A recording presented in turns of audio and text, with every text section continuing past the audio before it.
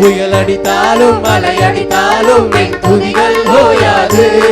கரை தெரியாமல் கண்ணலைந்தாலும் என் துதிகள் ஓயாது. என் நம்பிக்கை அவமானாலும் என் துதிகள் ஓயாது. கைவிட தெரியாதவரை விட்டு ஓட முடியாது. உம்மை விட்டால் நம்புவதற்கு வேற யாரும் கிடையாது.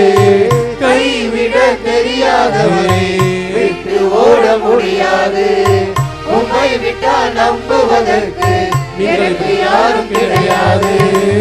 மீன்களை பிடித்தவர் மனுஷனை பிடிக்கவே மாற்றிய இயேசுவே படகில் உண்டு. நிச்சயம் ஒரு நாள் வருதலிப்பேன் என்று அறிந்தும் அழைத்தவர் அருகில் உண்டு. நான் வீசும் வலைகள் எல்லாம் வெறுமையாய் வந்தாலும் என்னோடு அவர் இருக்க குறையேது. நான் வீசும் அலைகள் எல்லாம் வெறுமையாய் வந்தாலும் என்னோடு அவர் இருக்க குறையேது. புயல் அடித்தாலும் மழை அடித்தாலும் என் துதிகள் ஓயாது. கரை தெரியாமல் கண்ணலைந்தாலும் என் துதிகள் ஓயாது. என் நம்பிக்கை அவமானாலும் என் துதிகள் ஓயாது. கைவிட தெரியாதவரை விட்டு ஓட முடியாது. உம்மை விட்டால் நம்புவதற்கு வேற யாரும் கிடையாது.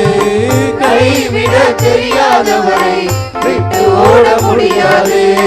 உம்மை விட்டால் நம்புவதற்கு எனக்கு யாரும் கிடையாது.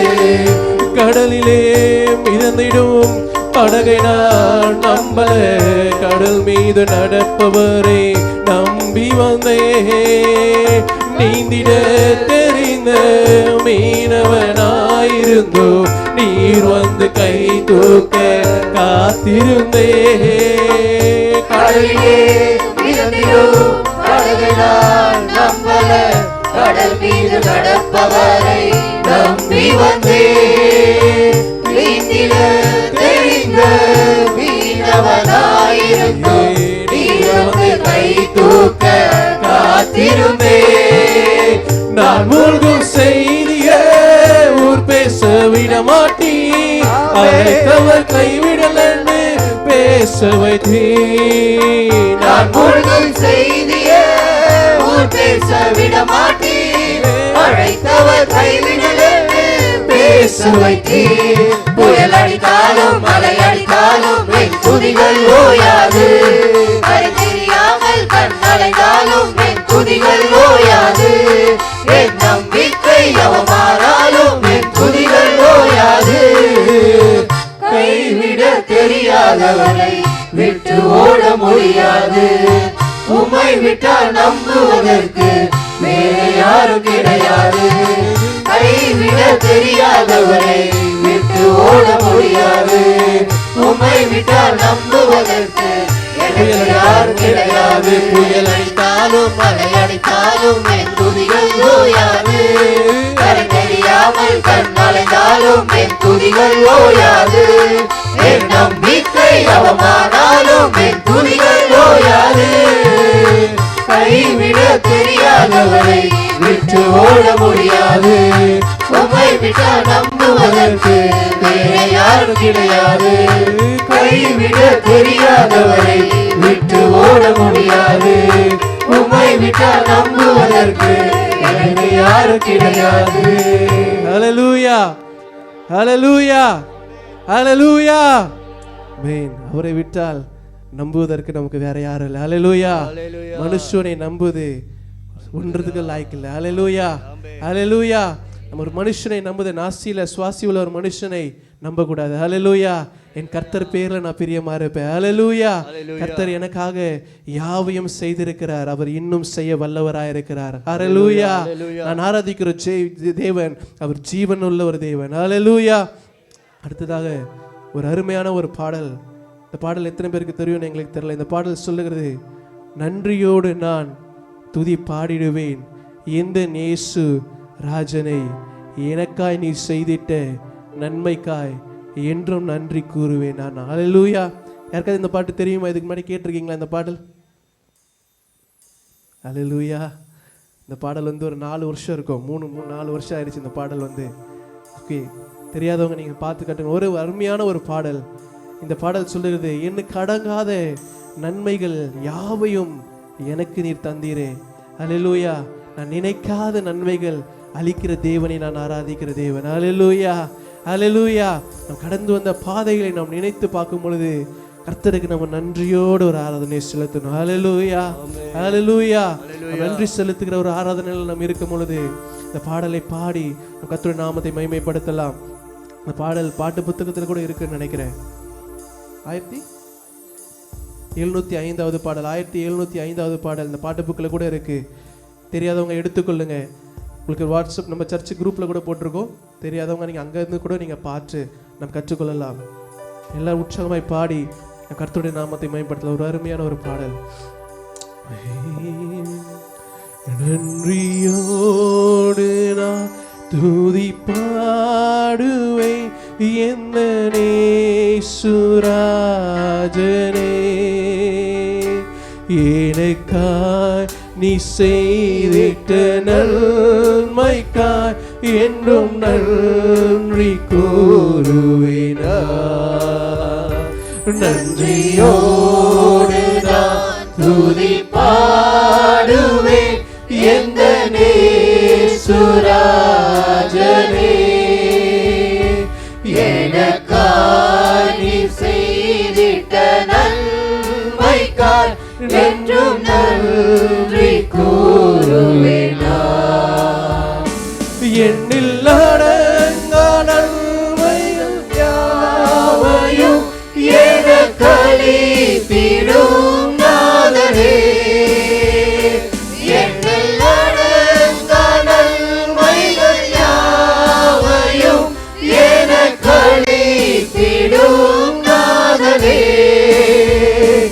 எனக்காக நன்மைகள் அளிப்பவரே உமக்கென்றுமே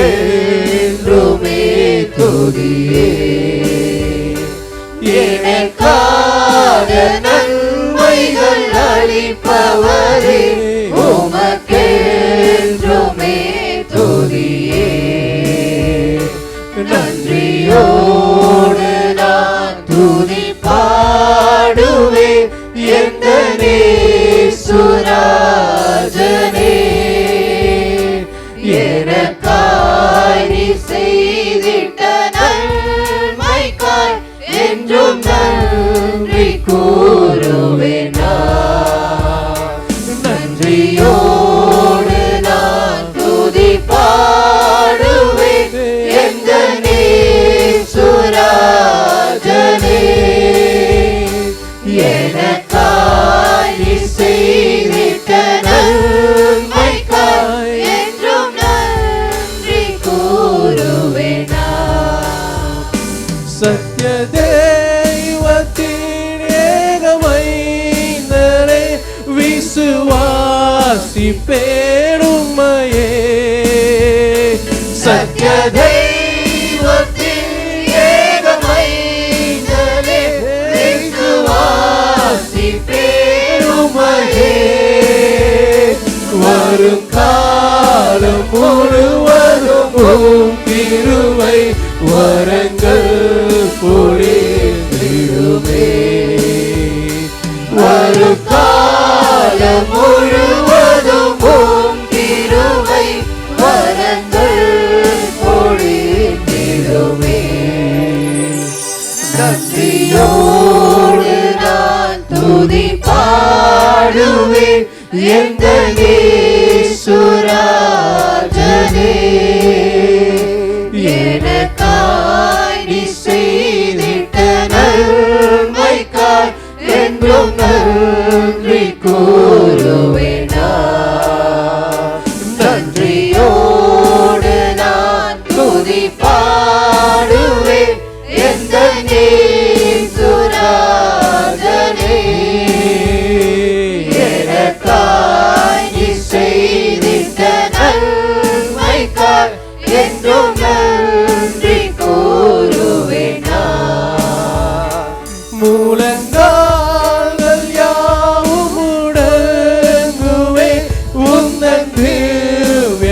பிரசனத்தினார்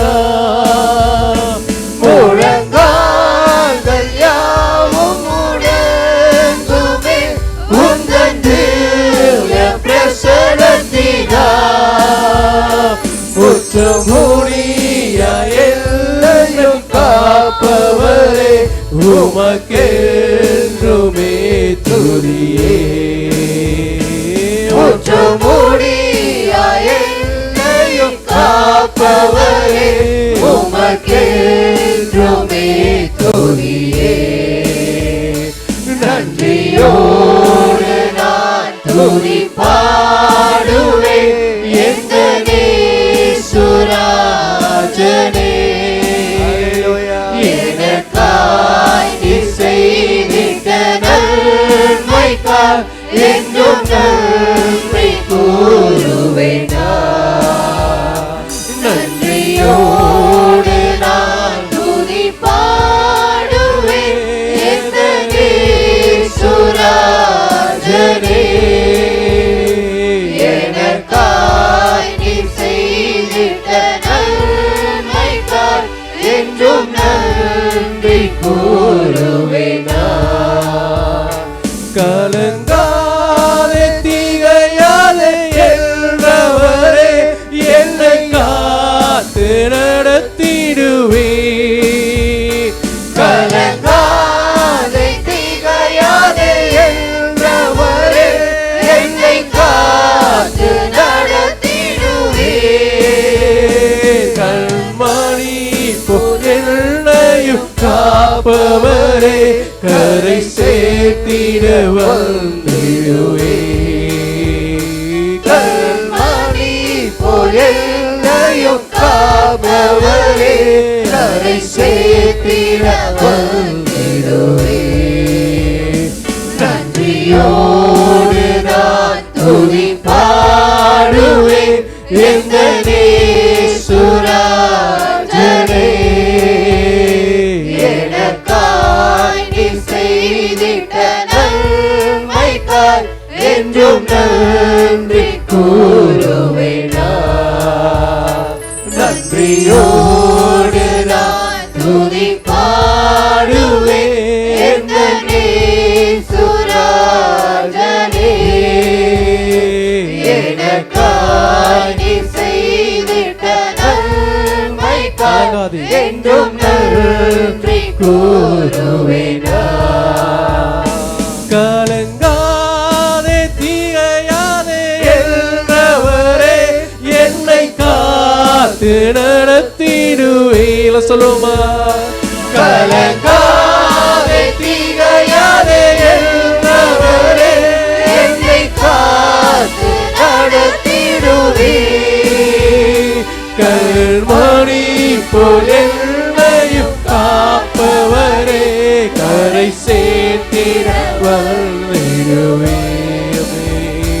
கண்மணி போல் என்னையும் காப்பவரே கரை சேர்த்திட வந்திடுவே.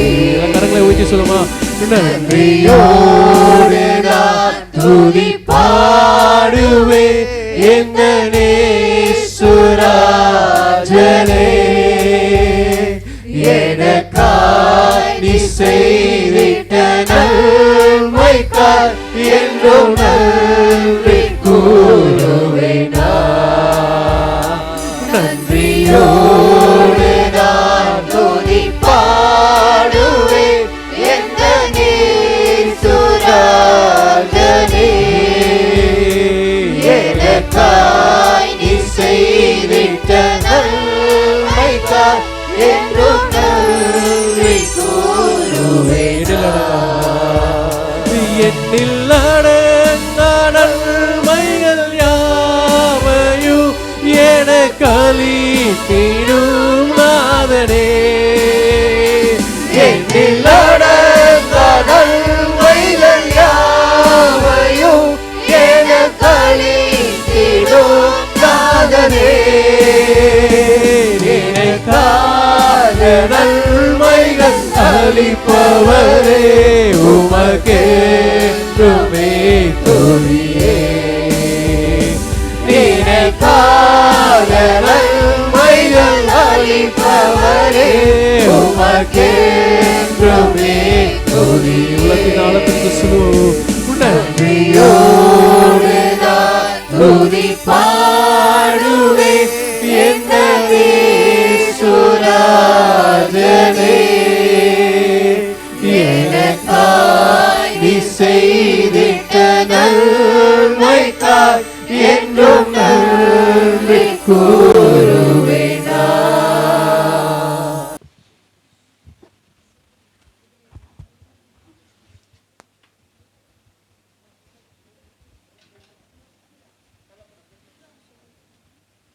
நீதிமான்கள் கூப்பிடும்போது கர்த்தர் கேட்டு நீதிமான்கள் கூப்பிடும் பொழுது கர்த்தர் கேட்டு அவர்களை அவருடைய உபத்திரங்களும் நீங்களாக்குகிறார். சங்கீதம் 34:17.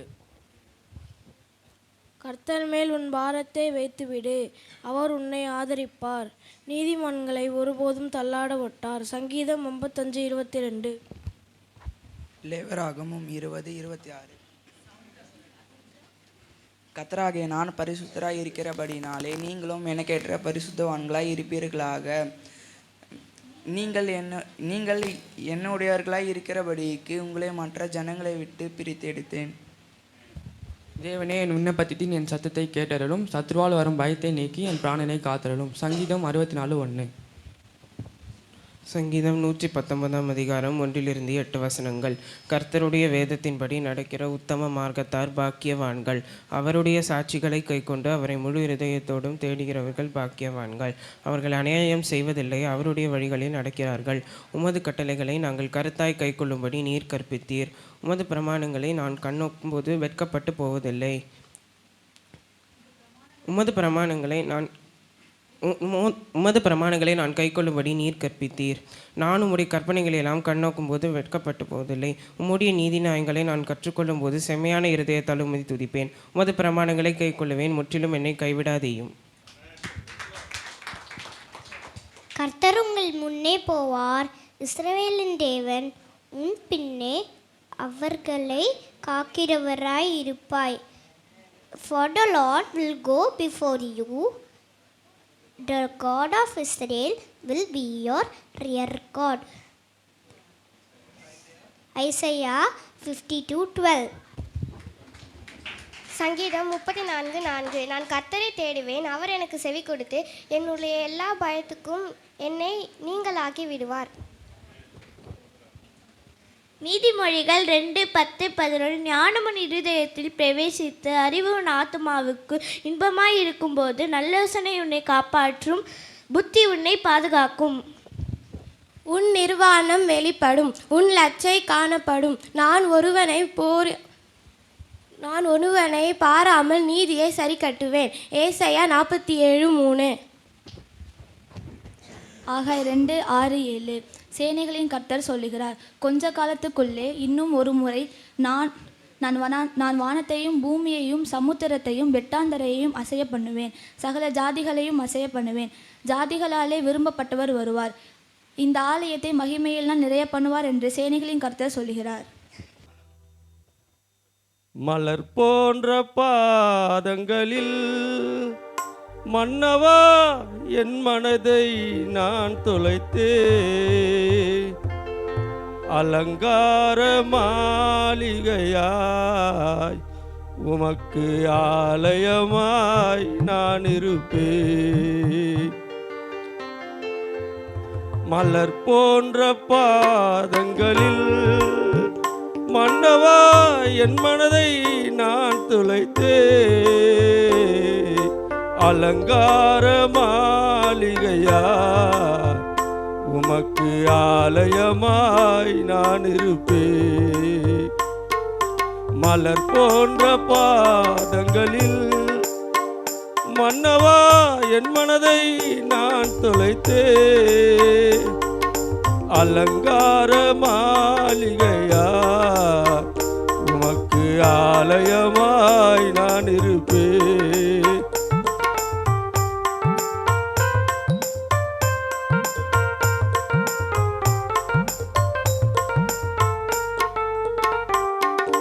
ஓடுகின்ற நீர்களும் பாடுகின்ற குயில்களும் உந்தனின் புகழ் பாடுதே. ஓடுகின்ற நீர்களும் பாடுகின்ற குயில்களும் உந்தனின் புகழ் பாடுதே. உந்தன் பாதம் அமர்ந்திருப்பே நான், உந்தன் பாதம் அமர்ந்திருப்பே என்னாலும் உம்மோடு என் ஜீவாதிபதியே. கனல் போன்ற பாதங்களில் மன்னவா என் மனதை நான் தொலைத்தே. அலங்கார மாளிகையாய் உமக்கு ஆலயமாய் நான் இருப்பேன்.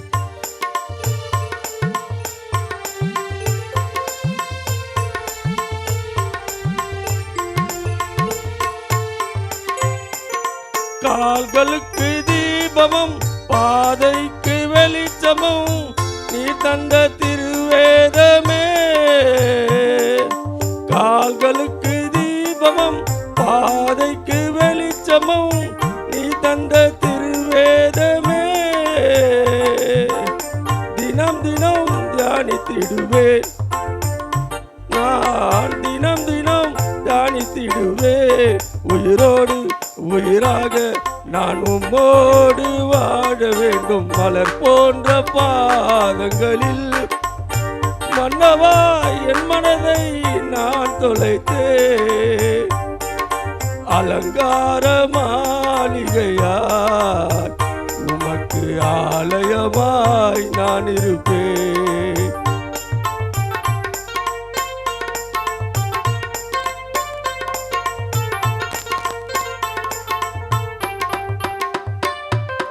வாழ்வளிக்கும் வானமே, வழி கொடுக்கும் மேகமே, வரம் ஒன்றை நான் கேட்கிறேன்.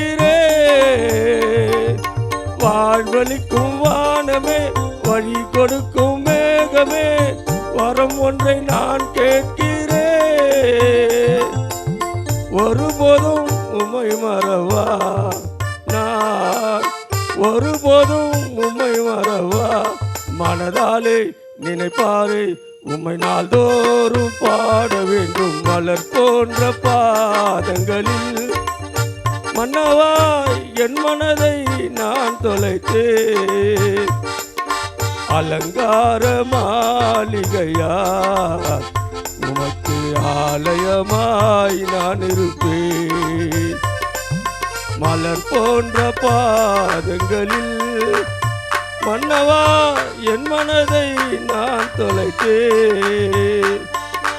அலங்கார மாளிகையா உமக்கு ஆலயமாய் நான் இருப்பேன். உமக்கு ஆலயமாய் நான் இருப்பேன். நம்ம வாழ்க்கையில் இந்த காரியத்தை நம்ம யோசிக்கணும். நான் செய்தி கொடுக்குறேன்னா இந்த செய்தியை நீங்கள் உங்களுக்கு எந்த விதத்தில் எடுக்கணும்னா, நான் ஆரம்பிக்கிற காரியம் அல்லது நான் செய்ய தொடங்குகிற காரியம் அது தேவா நீர் எனக்கு சித்தமாக இருந்தால் வாய்க்க பண்ணணுன்னு நீங்கள் ஜெபம் பண்ணிட்டு செய்ய ஆரம்பிக்கும்போது, ஒருவேளை கர்த்தருக்கு விருப்பம் இல்லைன்னா அந்த காரியத்தை நமக்கு வாய்க்க பண்ணவே மாட்டான். நம்ம போய் அவசரப்பட்டு எதுலையாவது விழுந்து ஆபத்தை ஏற்படுத்தி கொள்ளக்கூடாது, நஷ்டத்தை உண்டாக்கக்கூடாது என்பதுக்கு கர்த்தர் நமக்கு முன்கூட்டியே தெரிந்திருப்பாரானால் நிச்சயமாக இந்த காரியத்தை நாம் போய் கைவிட கர்த்தர் ஒரு நாளும் நமக்கு அனுமதி கொடுக்கவே மாட்டார். நம்ம நினச்சிட்டு இருக்கிறோம், எப்போ பாரு ஜெபம் பண்ணுறோம் நமக்கு பதிலே வரமாட்டேங்குது நினைக்கிறோமா இல்லையா? நிறைய நேரம் நினைக்கிறோம், நான் இந்த காரியத்துக்காக ரொம்ப நாள் ஜெபம் பண்ணுறேன், ஆனால் காரியத்தை கர்த்தர் எனக்கு செய்யவே மாட்டேங்கிறாரு, என் ஜெபத்துக்கு பதிலே கிடைக்க மாட்டேங்குது. சுவாச மக்களே, நீங்கள் இன்னொன்று நினச்சிக்கணும், கர்த்தரிடத்தில் போய் முதல்ல நீங்கள் அந்த காரியத்தை சொல்லணும். ஆண்டவரே இந்த காரியத்தை நான் செய்ய போகிறேன், அந்த காரியத்தை உமது கரத்தில் நான் ஒப்பு கொடுக்குறேன், நீர் எனக்கு வாய்க்க பண்ணணுன்னு நீங்கள் ஜெபம் பண்ணிக்கிட்டே வரணும். இப்போ ஒரு வீடு கட்டணும்னு நினச்சிக்கங்களேன், எடுத்தோன்னு திடுத்துப்புன்னு போயிடலாம், பாஸ்டர் வந்து ஜெபம் பண்ணிட்டாருலாம் ஜெபம் பண்ணிட்டுலாம் நீங்கள் ஆரம்பிக்கக்கூடாது. நான் உண்மையை தான் சொல்கிறேன். நீங்கள் முதல்ல அதுக்கு அஸ்திவாரம் போடணும். என்ன அஸ்திவாரம்? நீங்கள் ஜெபிக்கணும். உங்களுடைய ஃபைனான்ஸ் எவ்வளோன்னு தெரியும், உங்களுடைய சூழ்நிலை என்னன்னு தெரியும், அதுக்கு நீங்கள் முதல்ல உத்தரவாதத்தோடு தேவ சமூகத்தில் அந்த காரியத்தை ஒப்பு கொடுக்கணும். ஆண்டவரே, என் கையில் 10 லட்சம் தான் நான் வச்சுருக்கிறேன். இந்த 10 லட்சத்தை கொண்டு நான் அந்த வீட்டை நான் கட்ட ஆரம்பிக்கிறேன். எனக்கு எப்படி உதவி வரும்னு எனக்கு தெரியாது, ஆனால் நான் கட்டி முடிக்க எனக்கு பலன் தான். உமக்கு சித்தம் என்னவோ அதை வாய்க்க செய்ய நீங்கள் ஜெபம் பண்ணுங்க. நீங்கள் முதல்ல குடும்பத்தில் உட்காந்து நீங்கள் ஜெபம் பண்ணணும். அப்புறம்தான் உங்களுக்கு கர்த்தர் ஒரு லீடிங் கொடுப்பாரு. எப்படி லீடிங் கொடுப்பாரு? எங்கேயாவது கடன் வாங்கி செஞ்சிடலான்னு லீடிங்லாம் கொடுக்க மாட்டார். அந்த லீடிங் வேறு லீடிங்கு. ஆனால் கர்த்தர் உங்கள் உள்ளத்தில் பேசுவார். என்ன சிஸ்டர், கடன் வாங்காமல் எந்த வேலை செய்ய முடியும்? இப்போ இருக்கிறதுல நம்ம ஃபேஸ்புக் ஆப்பை ஓப்பன் பண்ணோம்னா நிறைய இடத்துல வருது, உங்களுக்கு கடன் வேண்டுமா, உடனடியாக 5 நிமிஷத்துலேயே கடன் தருவேன். அப்புறம் வைப்பான் ஆப்பு. அப்படி யாராவது போய் மாட்டிக்காதீங்க தயவுசெய்து. அவன் பயங்கர வட்டியோடு கூட உங்களை இருக்கிறதையும் சுரண்டி தின்னுடுவான். நீங்கள் அப்படிலாம் போய் யார்கிட்டையும் மாட்டிக்காதீங்க. நான் திரும்ப திரும்ப இதை சபையில் ஏன்னு சொல்கிறேனே எனக்கு தெரியல. யாராவது மாட்டிக்கிட்டிங்கன்னா அனுபவிங்க, தெரியும். புதுசாக போய் மாட்டிக்காதீங்க. ஏன் சொல்கிறேன்னா, நம்மளுடைய தேவைக்கு மிஞ்சி நீங்கள் 5 லட்சம் வாங்கினீங்கன்னா கிட்டத்தட்ட 10 லட்சம் ரூபாய் வரைக்கும் உங்கள்கிட்ட சுரண்டிடுவான். உங்களுக்கு தெரியாது. இல்லையே, நாங்களாம் 0% தானே சொல்கிறான். எவன் இழிச்சவாயம் கொடுப்பான்?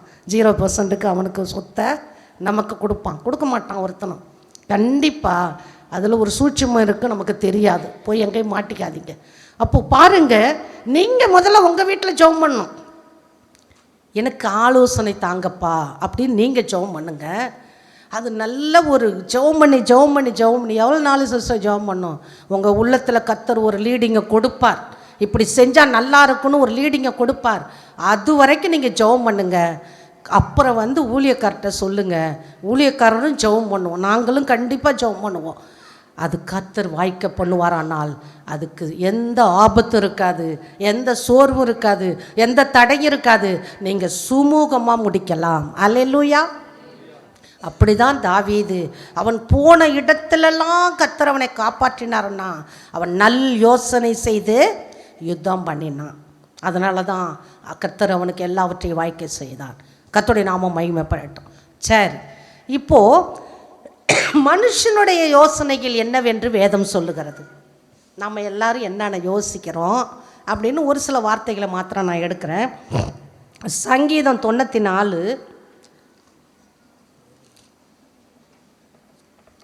94 அதிகாரத்தில் 11ஆம் வசனத்தை நான் வாசிக்கிறேன். மனுஷனுடைய யோசனைகள் வீண் என்று கர்த்தர் அறிந்திருக்கிறார். என்னது? எல்லாருமே அந்த வசனத்தை சொல்லுங்க. மனுஷனுடைய யோசனைகள் வீண் என்று கர்த்தர் அறிந்திருக்கிறார். கண்ணை மூடிக்கிட்டு கால் போட்டுக்கிட்டு நல்ல ஃபேனை ஏசியை போட்டுக்கிட்டு 5 அடுக்கு மாளிகையில் உட்காந்துருக்கிற மாதிரி நம்ம யோசிக்கலாம். நல்லா இருக்குது கேட்குறதுக்கெல்லாம். ஆனால் கர்த்தர் நிச்சயமாக நமக்கு வாய்க்க செய்வாரானால் கண்டிப்பாக தருவார், அது வேறு விஷயம். ஆனால் மனுஷன் நினைக்கிற நினைவு இருக்குது பற்றியா யோசனை, அது என்னன்னு சொல்கிறாரு? வேனிட்டி. அப்படியே சும்மா ஒன்றும் இல்லை, அப்படி பார்க்குற மாதிரி தெரியும், அழிந்து போயிடும். அல்லேலூயா. இப்போ மனுஷனுடைய யோசனைகள் வீண். ரெண்டாவது 146 சங்கீதத்தில் 146 அதிகாரத்தில் 4ஆம் வசனத்தை பாருங்க. அவனுடைய ஆவி பிரியும், அவன் தன் மண்ணுக்கு திரும்புவான், அந்நாளிலே அவன் யோசனைகள் அழிந்து போ. ரெண்டாவதாக மனுஷனுடைய யோசனைகள் அழிந்து போம் என்று வேதம் சொல்லுகிறது. ஒரு மனுஷன் இந்த பூமியில் வாழ்கிற வரைக்கும், அவன் உயிரோடு இருக்கிற வரைக்கும், அவன் பலவிதமான யோசனைகளை செய்து திட்டம் போட்டு அநேக காரியங்களை செய்கிறான். நல்ல யோசனை செய்து நல்ல பொருளாதாரத்தை பெருக்கிக் கொள்கிறவர்கள் உண்டு. கெட்ட யோசனை செய்து அடுத்தவர்களின் சொத்தை சம்பாத்தியத்தை பிடுங்கி தின்று கெட்டு போகிறவர்களும் இருக்காக பூமியில். அப்படிப்பட்ட சூழ்நிலையில் அவனுடைய ஆவி என்ன செய்யும்? பிரியும். ஒருத்தரை கூட நான் இந்த பூமியில் அப்படியே உட்காந்துருப்பேன்னு சொல்லவே முடியாது. ஆனால் இது கூட ரொம்ப கஷ்டமான சூழ்நிலையாக தான் இருக்குது. ரொம்ப அன்பாய் நேசித்த தாய் தகப்பன், பிள்ளைகள், உறவுகள் இறந்து போகும்போது துக்கமாக இருக்குது இல்லையா? நமக்கு அது பிரிவு ரொம்ப நாள் கஷ்டமாக இருக்குது. எப்போ நினச்சாலும் ஐயோ நம்ம இறந்துட்டாங்களே அப்படின்னு தோணும். ஆனால் மனுஷனுடைய ஆவி என்ன செய்யும்? கண்டிப்பாக பிரியும். கர்த்தரே சொல்லிட்டார், மண்ணிலிருந்து வந்தாய் நீ மண்ணுக்கு திரும்புவாயின்னு சொல்லிட்டார். நம்ம யாரையும் இழுத்து பிடிக்க வைக்க முடியாது. என்ன செய்யலாம்? கொஞ்ச நாட்களுக்கு அந்த சாவு தள்ளி போகிற அளவுக்கு மருந்து மாத்திரைகள் இன்றைக்கு அட்வான்ஸ் ட்ரீட்மெண்ட் இருக்குது, அதில் கொஞ்சம் காப்பாற்றப்படலாம்.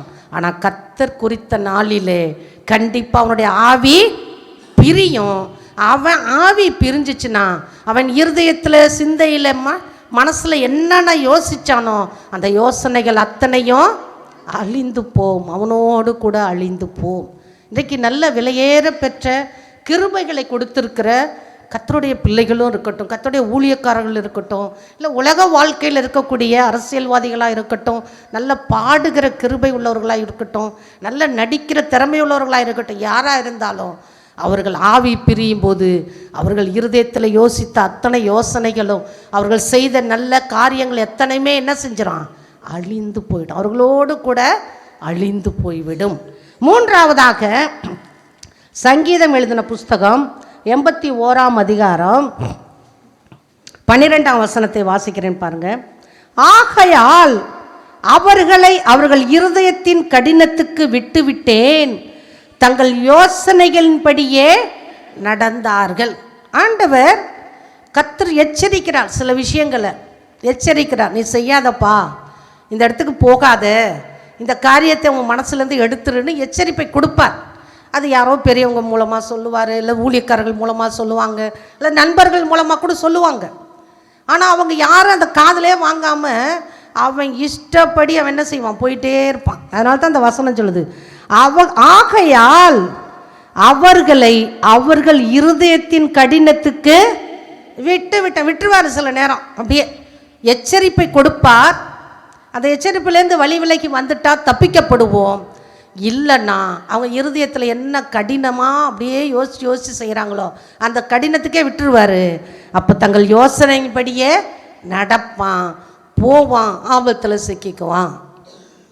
ஒரு சிலர் சொல்லுவாங்க, என் மனசில், என் புத்தியில், என் யோசனையில் என்ன வருதோ அதைத்தான் நான் செய்வேன், நீ சொல்கிறதெல்லாம் நான் செய்ய மாட்டேன் சொல்லுவாங்களா இல்லையா? நிறைய பேர் இப்படி பாயிண்டெல்லாம் சொல்லுவாங்க. ஆனால் கர்த்தர் சொல்கிறாரு, உன் யோசனைப்படியே நடந்தீன்னா அந்த யோசனை என்ன ஆகும்? உனக்கு ஆபத்தை கொண்டு வரும். பெரியவங்க எச்சரிக்கிறாங்களா சில விஷயங்களை, அதுக்கு நீங்கள் கீழ்ப்படியணும். என்னப்பா அந்த பக்கம் போகாதடா, அது சரியில்லைடா, அந்த வாழ்க்கை சரியில்லைடா, அந்த பாதை சரியில்லைடா, வேண்டாண்டா, விட்டுடுறான்னா நீ கண்டிப்பாக என்ன செய்யணும்? மனம் திரும்பணும். அதை விட்டுட்டா கர்த்தர் சொல்கிறாரு, அவருக்கு விரோதமான சிந்தையும் எண்ணமும் கொண்டிருந்தோம்னா அவர் இருதய கடினத்துக்கே என்ன செஞ்சிடுவார்? விட்டுடுவார்.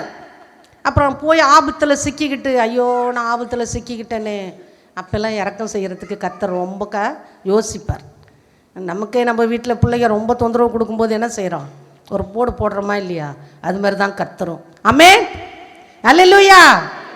அதனால் மனுஷனுடைய யோசனைகள் தான் தான் இதை செய்யணும், தான் தான் இதை செய்வேன் அப்படின்னு யோசித்து செய்கிற யோசனைகளை கர்த்தரிடத்தில் ஒப்பு கொடுத்தோம்னா அந்த மனுஷனுடைய யோசனைகள் வீணாக போகாது. அடுத்தது ஏசாயா எழுதின புஸ்தகம் 47ஆம் அதிகாரத்தில் ஒரு வசனம் சொல்லுகிறது. 47ஆம் அதிகாரம் 13ஆம் வசனம்.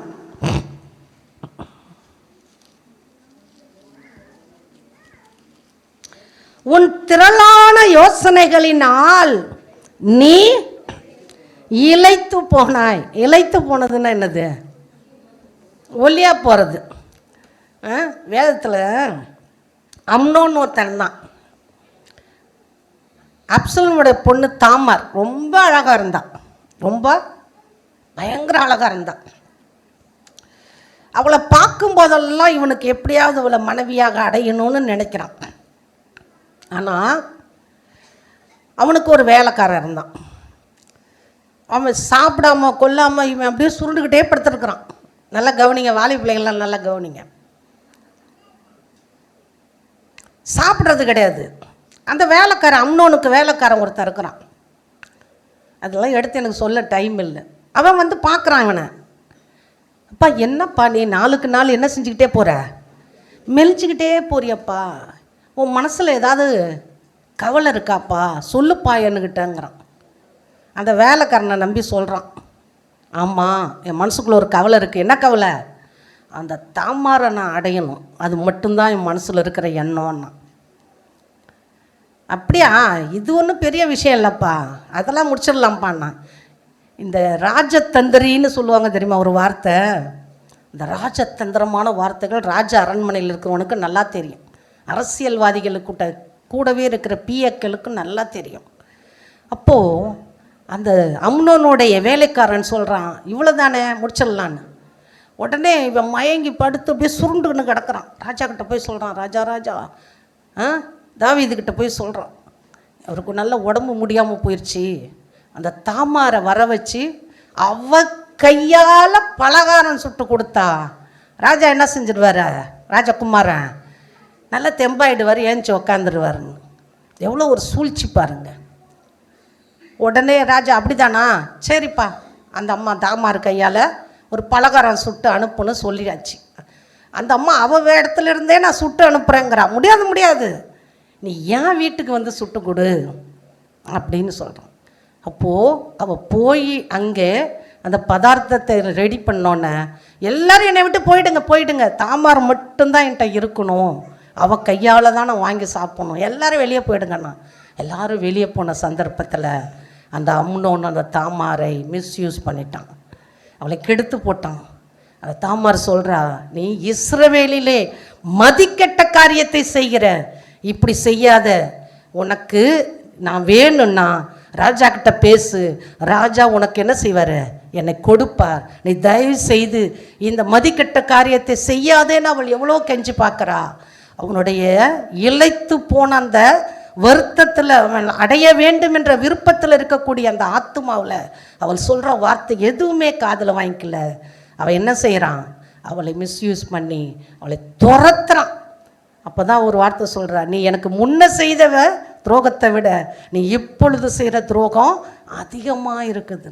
அருமையான தேவ ஜனமே, இளைத்து போகிறது, ஏதாவது ஒரு காரியத்தை உலகுக்கிறது, ஏன் நம்ம இழைச்சி போகணும்?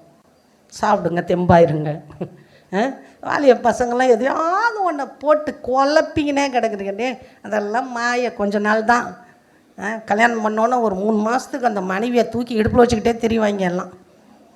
எல்லாம் நீங்கள் பண்ணுற தப்பு தான். அப்புறம் இடுப்பை விட்டு நீங்கள் கீழே இறக்கும்போது அவள் உச்சந்தலையில் ஏறி உட்காந்துடுவான். நார்மலாக இருங்க,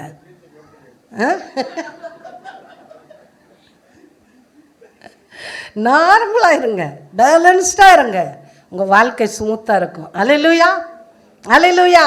இந்த புதுசாக கல்யாணம் பண்ணவங்களாம் நான் நிறைய பேரை பார்த்துருக்குறேன். என்ன சிஸ்டர் நீங்களா? இல்லை, நமக்கெல்லாம் இது செட்டே ஆகாது. நம்மளெல்லாம் அப்படியெல்லாம் தூக்கி வைக்கிற இன்ன வரைக்கும் இல்லை, கர்த்தர் மட்டும்தான் எனக்கு பலன். அதனால் நம்மளை யாரும் தூக்கி வைக்க தேவையே இல்லைன்னு நான் நினச்சிக்குவேன். உண்மையை சொல்கிறாங்க, நீ யோசனையினால் என்ன செஞ்சிடுவ, இளைத்து போயிடுவ. அந்த அம்னோனுக்கு இருந்த யோசனை என்ன யோசனை? கெட்ட யோசனை, நல்ல யோசனை இல்லை. அதனால் அவன் நாளுக்கு நாள் மெலிஞ்சிக்கிட்டு போனான். ஆனால் இன்றைக்கு கர்த்தருடைய வசனம் நம்மக்கிட்ட வருது, நீங்கள் யோசனை அதிகமாக யோசிக்காதீங்க. ஒரு முறை யோசிச்சிங்கன்னா தான் தீர்வு வரும், பல முறை யோசிச்சிங்கன்னா குழப்பந்தான் வரும், அதுக்கு விடிவே வராது. இல்லை சிஸ்டர், குட்டையை குழப்பனா மீன் விரல்லாம் வெளியே வரும், அது வேறு பாயிண்ட்டு. நீங்கள் அதிகமாக யோசிச்சிங்கன்னா குழப்பந்தான் வரும். ஆனபடினால அதிகமாக யோசிக்காதபடி, நீங்கள் அதிகமான யோசனையினால் இளைத்து போகாதபடிக்கு நீங்கள் பத்திரமாக உங்கள் சரீரத்தையும் ஆத்துமாவையும் காத்துக்கொள்ள வேண்டியது அவசியமாக இருக்கிறது. சிலர் முகத்தை பார்த்தாவே கண்டுபிடிச்சிடலாம், இது ஏதோ ஒரு மர்மத்துக்குள்ளே வாழுதுன்னு கண்டுபிடிச்சிடலாம். கர்த்தர் எனக்கெல்லாம் இந்த கிருபையை கொடுத்துருக்கிறார். சிலரெல்லாம் பார்த்தாவே கண்டுபிடிச்சிடுறேன், இது ஏதோ ஒரு மர்மத்துக்குள்ளே உட்காந்துருக்குது அப்படின்னு. அதனால் தேவ பிள்ளைகளே, நீங்கள் நல்ல ஒரு ஆவிக்குரிய சிந்தையோடு கூட இருக்க கர்த்தர் உங்களுக்கு உதவி செய்வாராக. உங்கள் யோசனைகளினால, மனுஷனுடைய யோசனைகளினால நீங்கள் இளைத்து போகக்கூடாது. அல்லேலூயா. இன்னொரு வசனத்தில் நாம் வாசிக்கிறோம், எஸ்தர் எழுதின புஸ்தகத்தில், ஆமான் அந்த இஸ்ரவேல் மக்களுக்கு விரோதமாய், யூதா மக்களுக்கு விரோதமாய் அநேக பொல்லாத ஆலோசனைகளை செய்தான். 8ஆம் அதிகாரம் எஸ்தர் 3ஆம் வசனத்தின் பின்பகுதியை வாசிக்கிறேன். அவன் யூதருக்கு விரோதமாய் செய்ய யோசித்த யோசனையையும் பரிகரிக்க அவனிடத்தில் விண்ணப்பம் பண்ணினான். 9ஆம் வசனத்தின் 25ஆம் வசனம் சொல்லுகிறது, ஆனாலும் எஸ்தர் ராஜ சமூகத்தில் போய் யூதருக்கு விரோதமாய் அவன் நினைத்த அவனுடைய பொல்லாத யோசனை அவனுடைய தலைமேல் திரும்படி கட்டளை பிறப்பித்ததினாலே அவனையும் அவன் குமாரரையும் மரத்திலே தூக்கி போட்டார்கள். ஆமான் ஒரு யூத வம்சத்தையே அழிக்கும்படி பொல்லாத யோசனைன்னு வசனம் சொல்லுது. இப்போ ஒருத்தரை அழிக்கணும்னு திட்டம் போடக்கூடாது, ஒருத்தரை அழிக்கணும்னு யோசிக்கக்கூடாது, ஒரு குடும்பத்துக்கு கெடுதல் செய்யணும்னு இருதயத்தில் சிந்தையில் கூட யோசிக்கக்கூடாது. ஏன்னா பொல்லாத யோசனை யோசித்த ஆமான் அந்த பொல்லாங்கனுக்குள்ளே போய் விழுந்து செத்தான். அல்லேலூயா. நம்ம கிறிஸ்தவங்க கிறிஸ்துவின் அன்பை பிரசங்கிக்கிறோம், இந்த வேதத்தை நம்ம கை கொள்ளுகிறோம். நமக்கு யாராவது துரோகம் பண்ணுறாங்களா, செஞ்சுட்டு போகிறான், எவ்வளோ நாளைக்கு. நான்லாம் அப்படி தான் நினைப்பேன், நான் நல்லதையே விதைப்பேன். நான் ஒன்றை விதைச்சி அது வேற ஒன்றும் முளைக்காது இல்லையா? உலகத்தில் பழமொழி சொல்லுவாங்க, விதை ஒன்று போட சூறை ஒன்று முளைக்காது. எந்த விதையை போட்டோமோ அந்த விதை தான் முளைக்கும். சொர விதையை போட்டுட்டு பரங்கிக்காய் வராது, பூசணிக்காய் வராது. ஆனபடினால நம்ம நல்லதையே விதைப்போம், நல்லதையே அறுப்போம். எதிரில் இருக்கிறவன் எனக்கு தீமை செய்கிறான், அவன் எப்போ பாரு என்கிட்ட சண்டைக்கு வரான், செஞ்சுட்டு போகிறான், அவன் எதை விதைக்கிறான்? தீமையை தான் விதைக்கிறான். அப்போ இந்த ஆமான் பொல்லாத யோசனை அவன் இருதயத்துக்குள்ளே எப்போ பாரு இந்த மக்களை பார்க்கும்போதெல்லாம் இந்த மக்களை அழிக்கணும் அழிக்கணும் அழிக்கணும்னு நினச்சான். கர்த்தர் சித்தம் வைத்தார், அவனை செய்த தூக்கு மரத்திலே அவனையே தூக்கி போட்டார். அப்போ மனுஷனுடைய யோசனைகள் கர்த்தர் என்னென்ன காரியத்தை செய்கிறார் பாருங்க. நம்ம அப்படிப்பட்ட யோசனைக்குள்ளே போகக்கூடாது. நான் கிறிஸ்தவனாக இருக்கிறேன், நான் நல்ல யோசனையை தான் செய்வேன் அப்படின்னு தீர்மானம் எடுக்கலாமா? அல்லேலூயா, அல்லேலூயா. கர்த்தருடைய நாமம் மகிமைப்படட்டும். சரி, இது மனுஷனுடைய யோசனைகள். கர்த்தருடைய யோசனை எப்படி இருக்கிறது அதை குறித்து வேதம் என்ன சொல்லுகிறது? எரேமியா எழுதின புஸ்தகம் 32ஆம் அதிகாரம், எரேமியா 32:19 வசனத்தை நான் வாசிக்கிறேன். யோசனையிலே பெரியவரும் செயலிலே வல்லவருமாயிருக்கிறீர், அவன் அவனுக்கு அவனவனுடைய வழிகளுக்கு தக்கதாகவும் அவனவனுடைய கிரியைகளின் பலனுக்கு தக்கதாகவும் அளிக்கும்படி உம்முடைய கண்கள் மனுப்புத்தருடைய எல்லா வழிகள் மேலோ நோக்கமாயிருக்கின்றன. நாம் ஆராதிக்கிற தேவன் அவர் யார்? அவர் யோசனையில் பெரியவர், செயலில் வல்லவர். இப்போ அவர் பெரிய யோசனை, நம்மை குறித்து பெரிய திட்டம் அவர்கிட்ட இருக்குங்க. நம்ம யோசிக்கிற யோசனையை விட அவர் நம்மை குறித்து திட்டம் பெருசாக வச்சுருக்கார், நமக்கு தான் தெரியலது. அல்லேலூயா. நீங்கள் தேவனுடைய காரியங்களில் கொஞ்சம் ஒரு ஸ்டெப்பு முன்னேறி போயிங்கன்னா கர்த்தர் உங்களுக்கு வைத்திருக்க திட்டம் என்ன என்பது உங்களுக்கே தெரிய வரும். உங்களுக்கு உயர்த்துகிறது ரொம்ப சாதாரண விஷயம். கர்த்தருடைய ஜனங்கள் ஆசீர்வதிக்கப்படுகிறது சாதாரண விஷயம். ஏன்னா நம்மளை உருவாக்கும் போதே, தாயின் கருவில் நம்மை பிடி போடும் போதே அவர் யோசனையில் பெரியவர், செயலில் மகத்துவமான பெரிய காரியத்தை செய்கிறவருங்க. அந்த ஒரு பாயிண்ட்டுக்கே நான் ஒரு பிரசங்கம் பண்ணலாம். யோசனையில் பெரிய தேவன். நம்ம தான் நினச்சிட்ருக்குறோம், இந்த காரியத்தை என்னால் செய்ய முடியல, இந்த காரியத்தை என்னால் செய்ய முடியலன்னு. அவர்கிட்ட ஒப்பு கொடுத்துடணும். அப்போ கர்த்தருடைய யோசனை என்னதுன்னா, அவர் பெரியவர், செயலிலே வல்லவர், அவன் அவனுடைய கிரியைகளுக்கும் செய்கைக்கும் தக்கதாக செய்யும்படி எல்லா மனுப்புத்தருடைய வழிகளின் மேலே அவருடைய கண் என்ன செய்த நோக்கமாக இருக்குது. அப்போ நம்ம நன்மை செய்து ஒருத்தர் நமக்கு தீமை செய்யணும்னு வந்தானானோ கர்த்தர் அவனையும் பார்ப்பார், நம்மையும் பார்ப்பார். இவன் இந்த காரியத்தில் தீமை செய்ய முற்படும் போது நான் அதுக்கு இடம் கொடுக்க மாட்டேன்னு சொல்லி கர்த்தர் நமக்காக யுத்தம் பண்ணுவார். அல்லேலூயா. ஏனென்றால் அவர் பார்த்துக்கிட்டே இருக்கார், எல்லா மனுப்புத்திரருடைய வழிகளும் அவருக்கு முன்பாக இருக்குது. அப்போ அவர் பார்த்துக்கிட்டே இருக்கிறார். ஒரு நாளும் அவர் யோசனையில் பெரியவரும் செயலில் வல்லுவருமாய் இருக்கிறதுனால நம்ம விழுந்து போக அவர் இடம் கொடுக்க மாட்டார். உங்களுக்கு விரோதமாய் ஒருத்தன் வரணும்னு நினச்சி தீங்கு செய்யணும்னு நினச்சி வந்தாலும் கர்த்தர் அதை அனுமதிக்க மாட்டார். அல்லேலூயா, அல்லேலூயா. கண்டிப்பாக கர்த்தர் உங்களோட இருப்பார். ஆனால் இந்த காரியத்தில் உங்களுக்கு நிச்சயமாய் ஜெயம் கிடைக்கும். ரெண்டாவதாக சங்கீதம் எழுதின புஸ்தகம் 92ஆம் அதிகாரத்தில் 5ஆம் வசனத்தை வாசிக்கிறேன். கர்த்தாவே, உமது கிரியைகள் எவ்வளவு மகத்துவமானவைகள், உமது யோசனைகள் மகா ஆழமானவைகள். அவருடைய யோசனைகள் என்னதான்? மகா ஆழம். கடலின் ஆழத்தை இதுவரைக்கும் நல்லா யாரும் கண்டுபிடிக்கல. ஒரு தோராயமாக சொல்கிறாங்க. அதை விட உலகத்தில் ஒரு பழமொழி சொல்லுவாங்க, பெண்ணின் மனசுக்குள்ளே என்ன இருக்குதுன்னு கண்டுபிடிக்கவே முடியாது. அதனால தான் சாலமோன் சொன்னான், 1000 பேருக்குள்ளே ஒரு புருஷன் என்ன செஞ்சிட்டேன், கண்டுபிடிச்சேன். ஆனால் இவர்களுக்குள்ள ஒரு ஸ்திரியை நான் கண்டுபிடிக்கல. வசனம் தெரியலையா? பிரசங்கில தான் இருக்குது இந்த வசனம். 7ஆம் அதிகாரத்தில் 28ஆம் வசனத்தை வாசிக்கிறேன் பாருங்க. 7 பிரசங்கி 7:28. என் மனம் இன்னும் ஒன்றை தேடுகிறது, அதை நான் கண்டுபிடிக்கவில்லை. 1000 பேருக்குள்ளே ஒரு புருஷனை கண்டேன், இவர்கள் எல்லாருக்குள்ளும் ஒரு ஸ்திரியை நான் காணவில்லை. அப்படின்னா என்ன?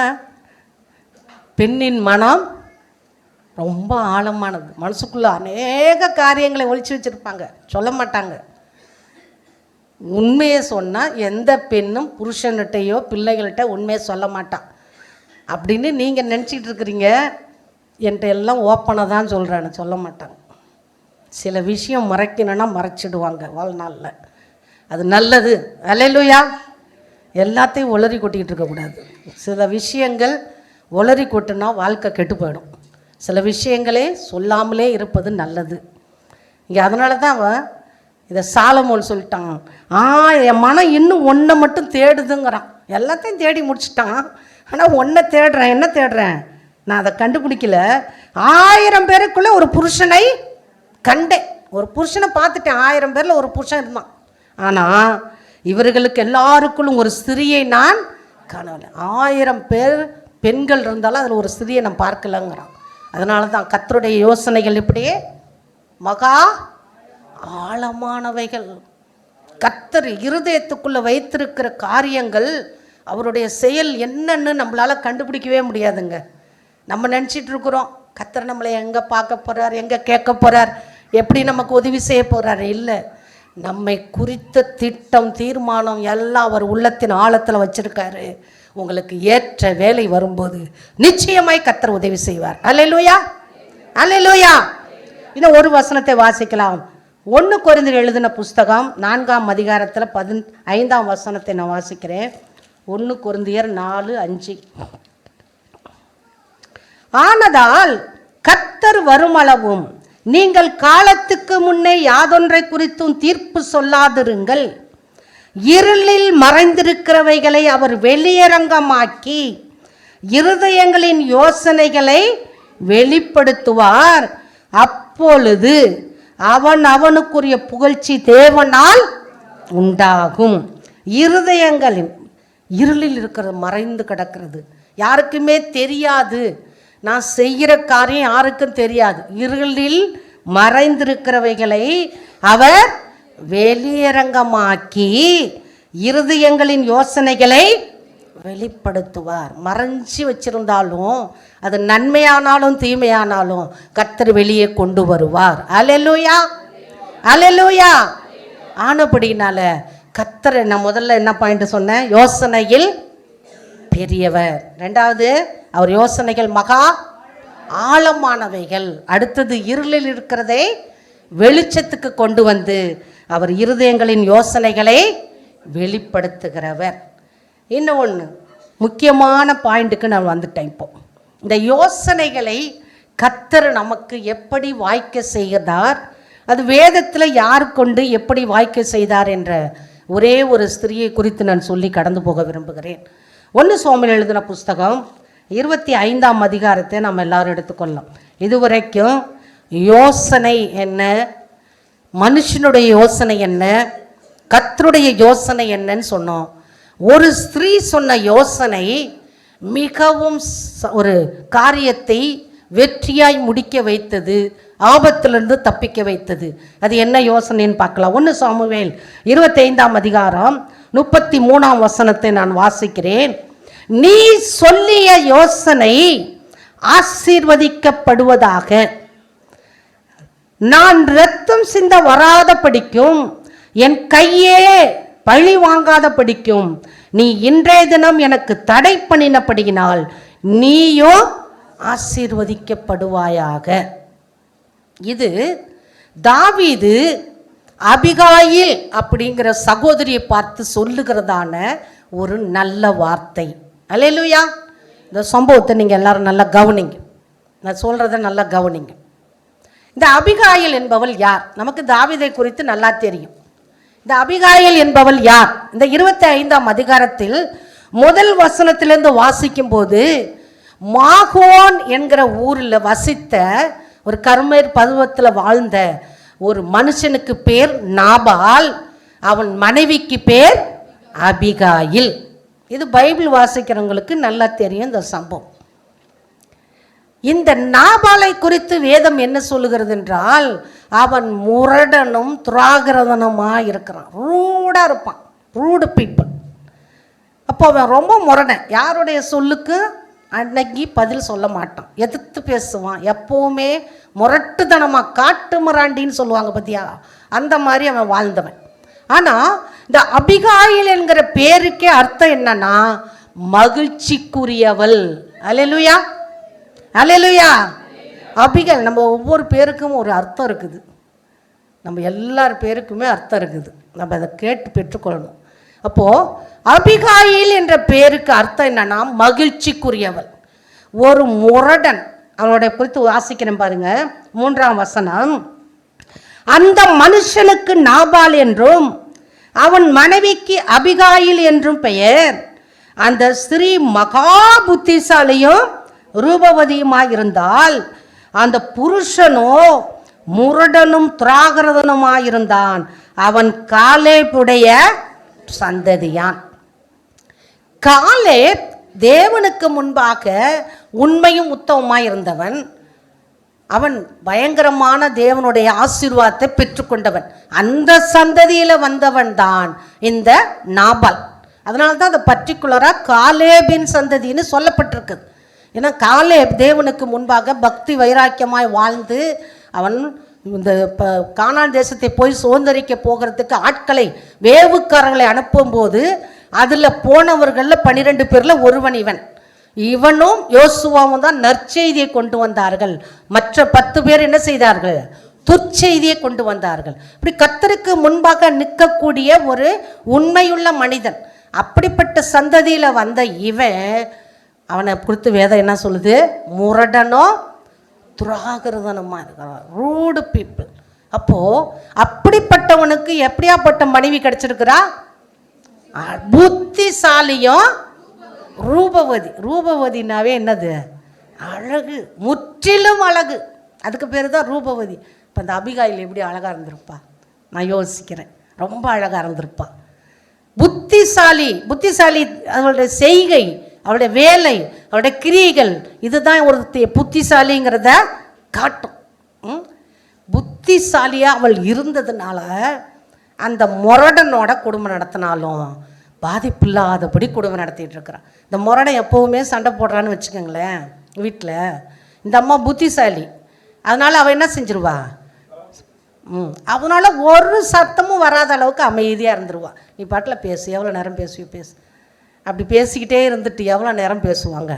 வாயை மூடிடுவாங்க. நம்ம எதிர்பேச்சு பேசுனாதான் அங்கே என்ன வரும்? புகையை, மண்ணெண்ணெய் ஊற்றுறதுக்கு பதிலாக பெட்ரோல் ஊற்றுறதுக்கு சமானமாகும். நீங்கள் பேசவே கூடாது. நான் அடிக்கடி நான் சொல்கிறத நீங்கள் செஞ்சு பாருங்கள். உங்கள் வீட்டுக்காரர் சண்டை போடுறாரா, பேசாமல் பைபிள் எடுத்துக்கோங்க. அப்போ அவர் என்ன பண்ணுவார்? என்னடா பைபிளை கையில் வச்சுருக்காங்களே, எப்படா அவள்கிட்ட சண்டை போடுறதுன்னு. இந்த பைபிளுக்காவது ஒரு மரியாதை கொடுப்பாங்களா இல்லையா?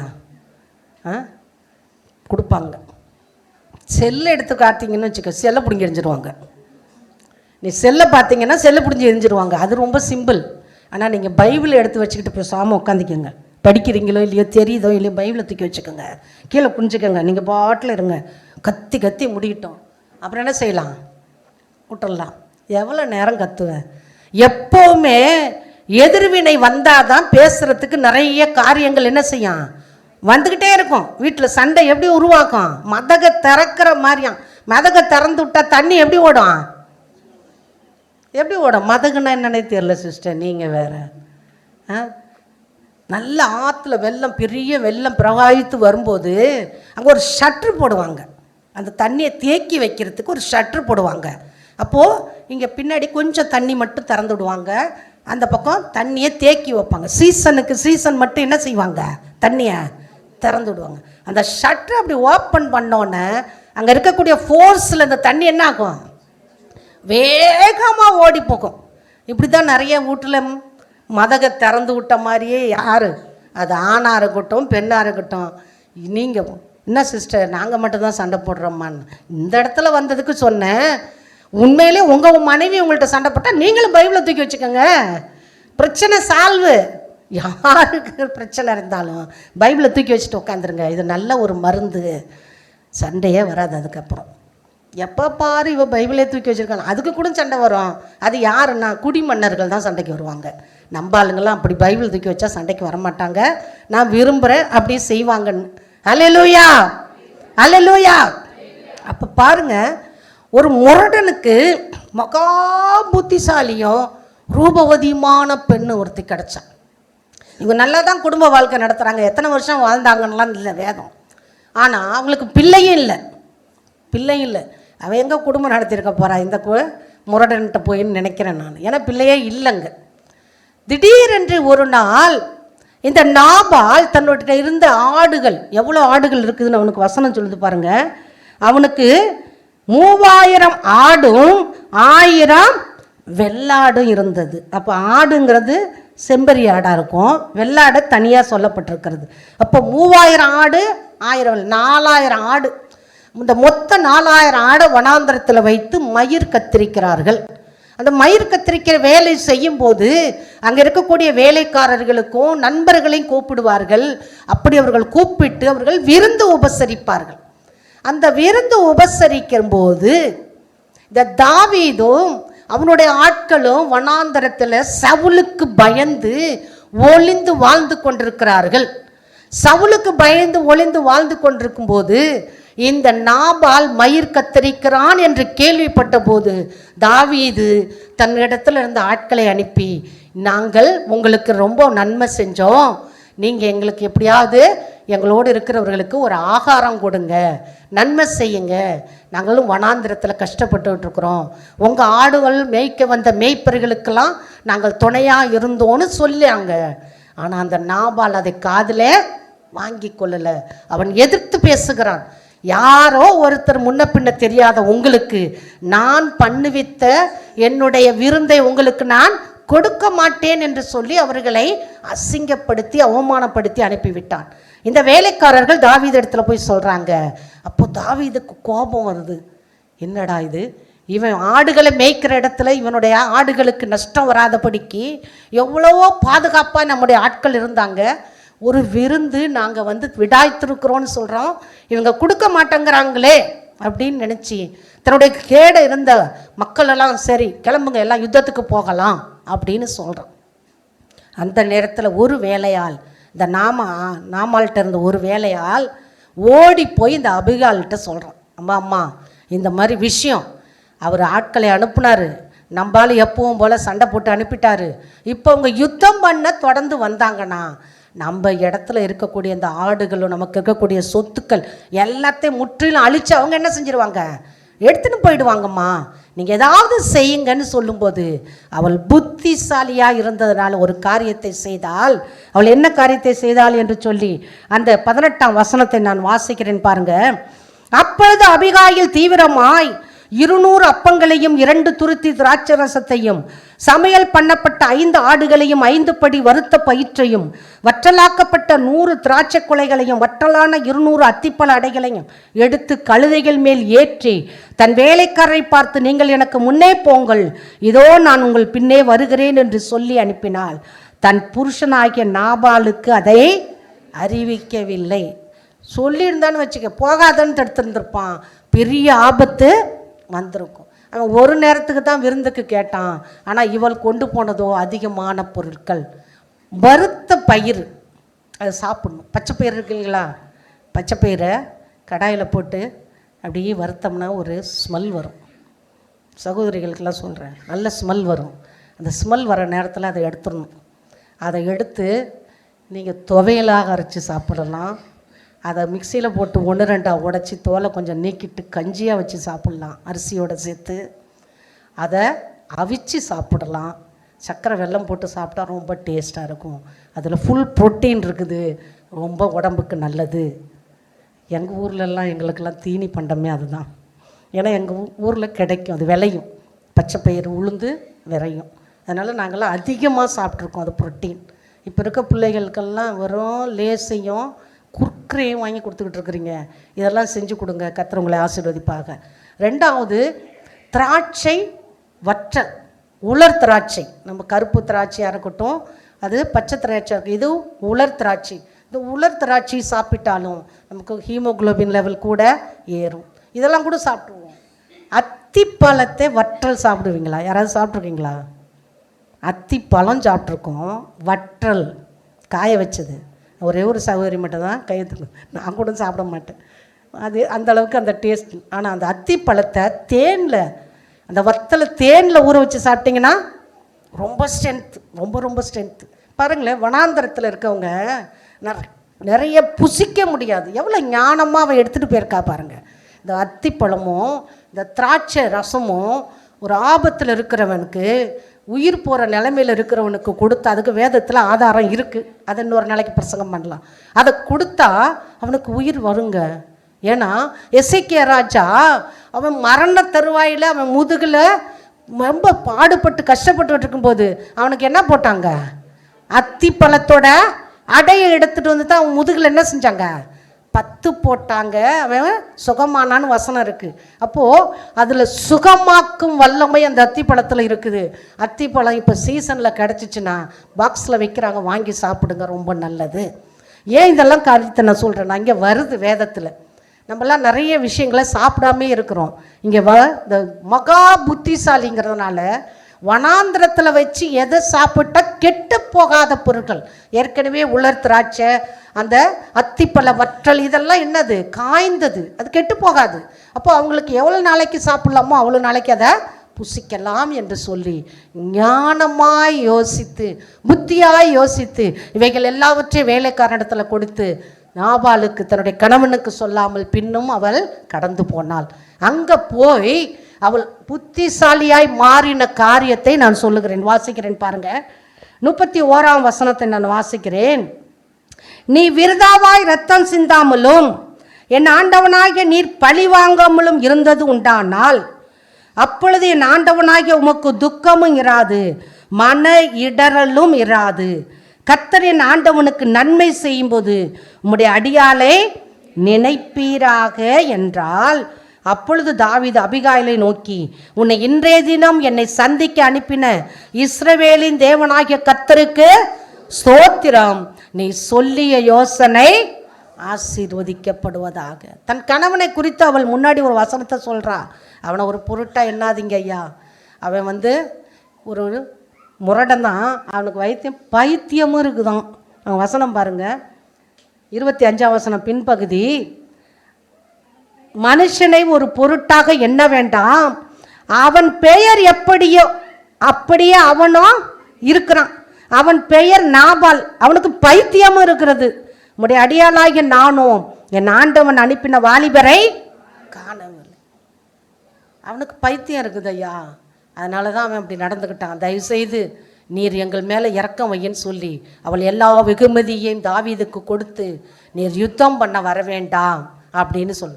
ஏனென்றால் தாவீது சொல்லிட்டான், ஒரு சுவரில் நீர் விடும் நாயை கூட நான் என்ன செய்ய மாட்டேன், விட்டு வைக்க மாட்டேன், எல்லாம் நாபாலுக்குள்ளது எல்லாத்தையும் அழித்து போடுவேன்னு சொன்னான்.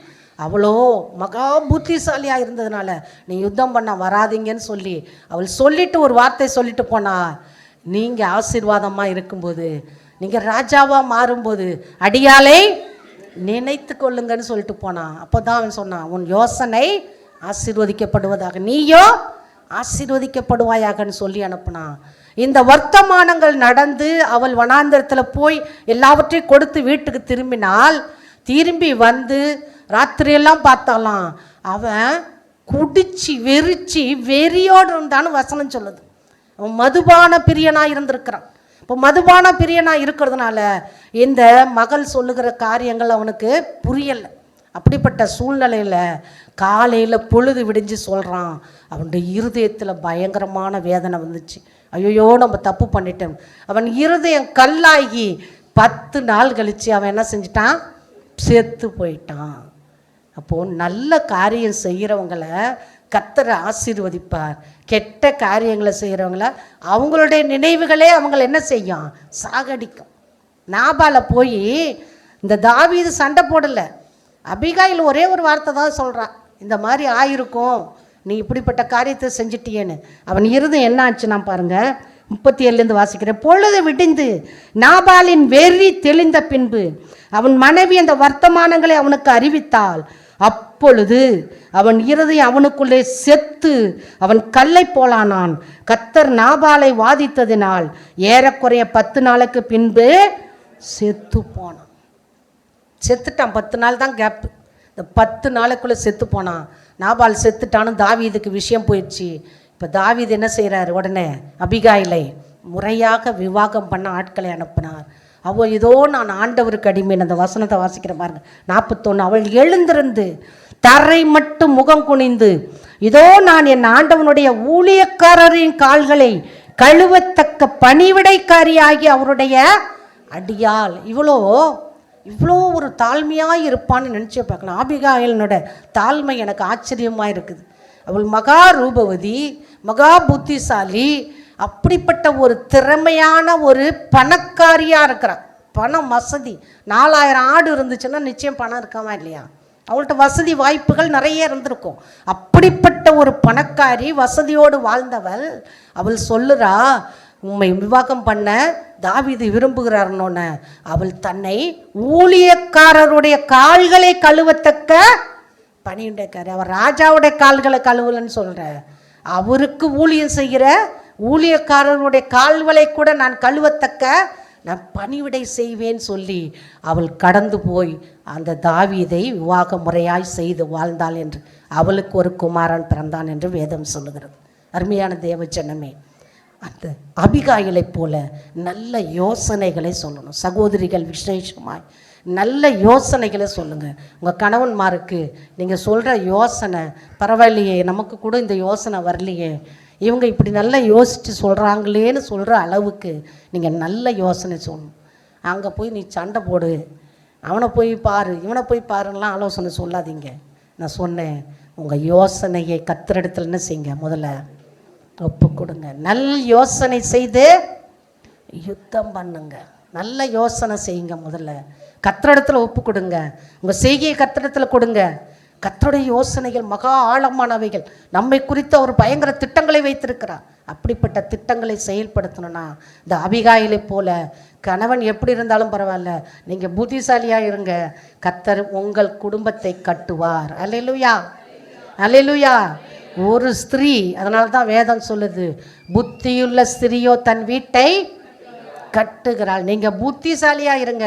உங்கள் கணவன்மார்கள் என்ன கொடுத்தாலும் என்ன செஞ்சாலும் அதை பற்றிலாம் நீங்கள் எதையும் யோசிக்காமல் நீங்கள் கர்த்தரிடத்தில் புத்தியை கேட்டு பெற்றுக்கொள்ளுங்க. உங்கள் குடும்பத்தை கர்த்தர் கட்டுவார். அல்லேலூயா. இது அபிகாயிலை போல ஒரு புத்திசாலியாய் நாம் இருக்க வேண்டும் என்று தேவன் விரும்புகிறார். கர்த்தர் தாமே நம்மளை ஆசீர்வதிப்பாராக.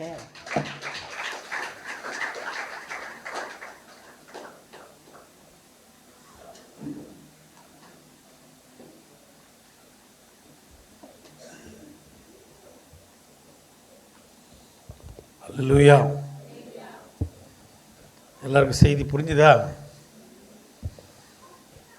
புத்தி உள்ள ஸ்திரீ. எல்லாரும் எழுந்து நிற்கலாமா? நல்ல ஒரு உதாரணம் அபிகாயில். அவளுடைய புருஷன் அவன் பைத்தியக்காரன், துராகிருதம் பண்ணுகிறவன், துரோகி. அப்பேற்பட்ட ஒரு மனுஷன் இருந்தாலும், ஆனால் அபிகாயில் புத்திசாலியாக இருந்ததுனால் அந்த வீடு கட்டப்பட்டது. புத்தி உள்ள ஸ்திரீ தன் வீட்டை கட்டுகிறாள். ஒவ்வொருவரும் நாம் இந்த அபிகாயிலை போல நல்ல யோசனையை செய்கிறவர்களாய், நல் யோசனை சொல்லுகிறவர்களாய், கர்த்தருக்கு பிரியமானவர்களாய் நாம் வாழும்போது அந்த வீடு கட்டப்படும், அந்த குடும்பம் ஆசீர்வதிக்கப்படும். உன் செய்கை கர்த்தரிடத்துல ஒப்புவி, அவரே காரியங்களை என்ன பண்ணுவார், வாய்க்கப்படுவார். எந்த காரியம் வந்தாலும், சிறிய காரியமானாலும் பெரிய காரியமானாலும்,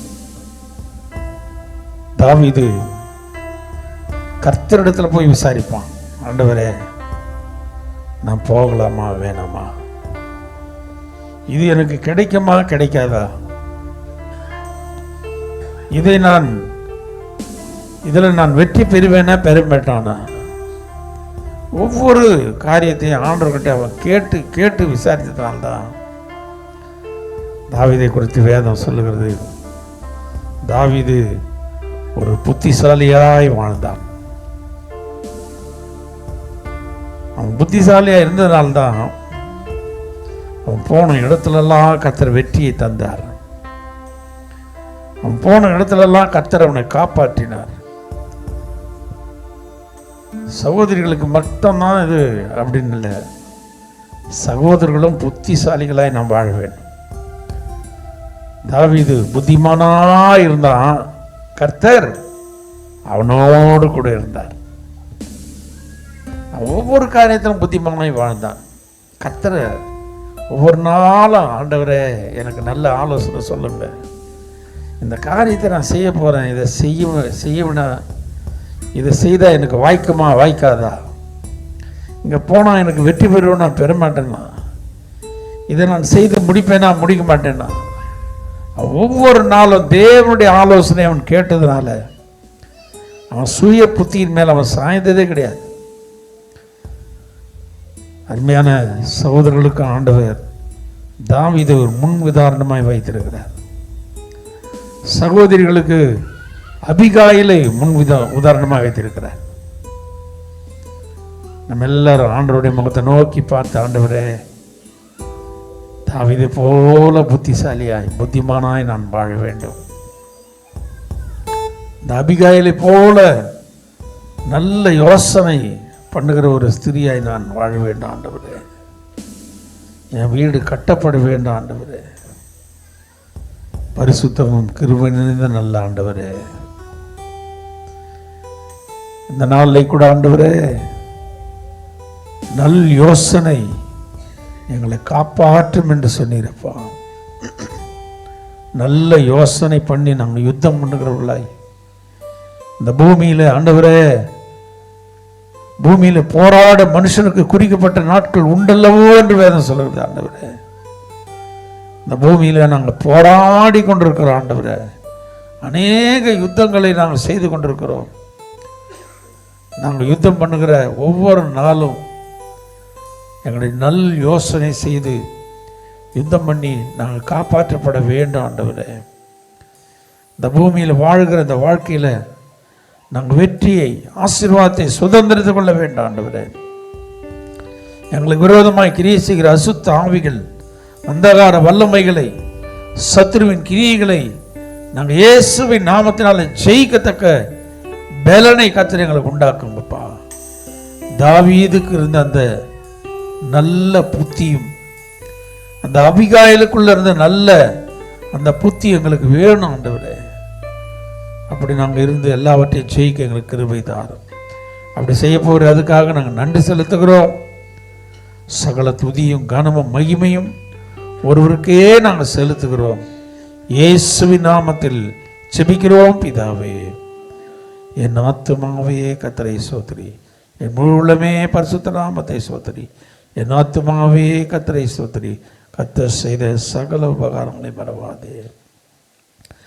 நம்முடைய கர்த்தராகிய இயேசு கிறிஸ்துவின் கிருபை, பிதாவாகிய தேவனுடைய அன்பு, பரிசுத்த ஆவியானுடைய அன்னிய ஐக்கியம் இன்றும் என்று சதா காலமும் நம் அனைவரோடு தங்கி இருப்பாராக. ஆமேன், ஆமேன். அல்லேலூயா, அல்லேலூயா. கர்த்தர் உங்களை ஆசீர்வதிப்பாராக.